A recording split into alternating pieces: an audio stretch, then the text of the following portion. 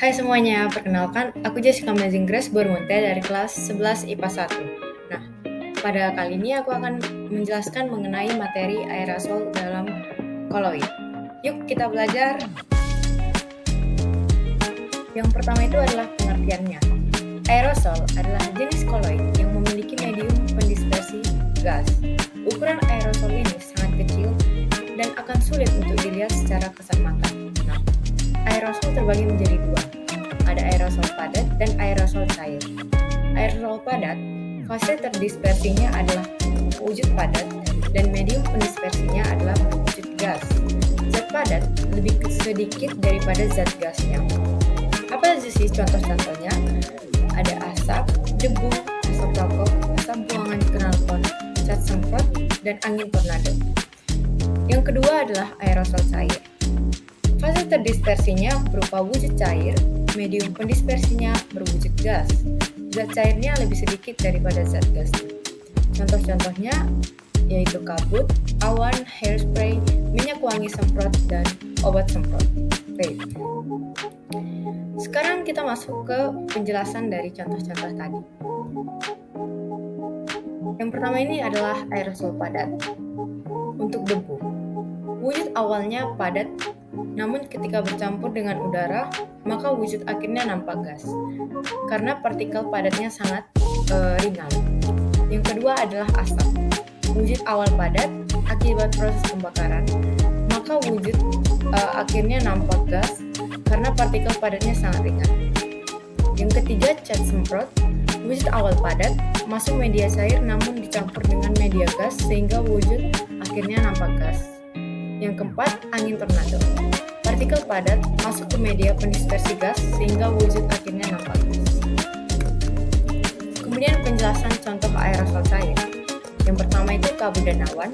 Ini partikel yang tersebar merata pada media pendispersi gas. Yang kedua, hairspray. Partikel air terkompresi merata pada media pendispersi gas, jadi nampak wujud gasnya. Yang ketiga, minyak wangi semprot. Partikel air yang tersebar merata pada media pendispersi gas, jadi nampak wujud gas. Oke, kemudian aerosol ini ada sistem aerosolnya dalam kehidupan sehari-hari.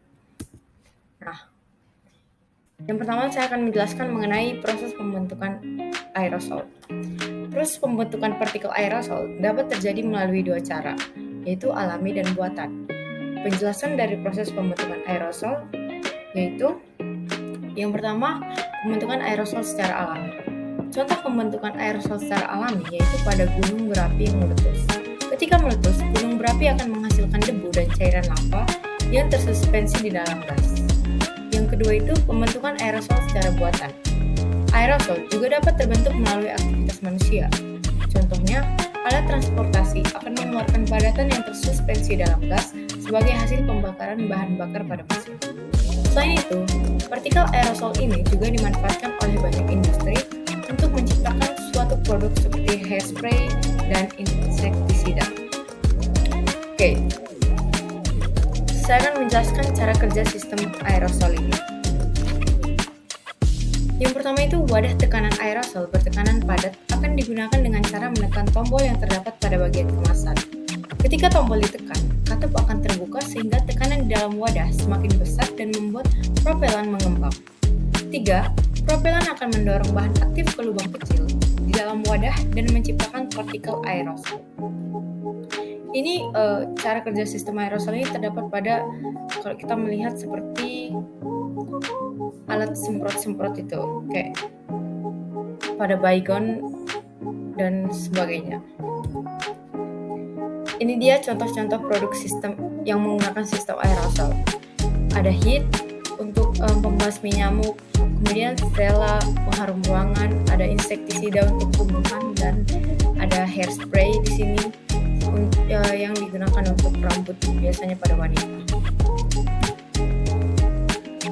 Nah, berakhir sudah penjelasan saya mengenai aerosol dalam koloid. Terima kasih sudah menyaksikan.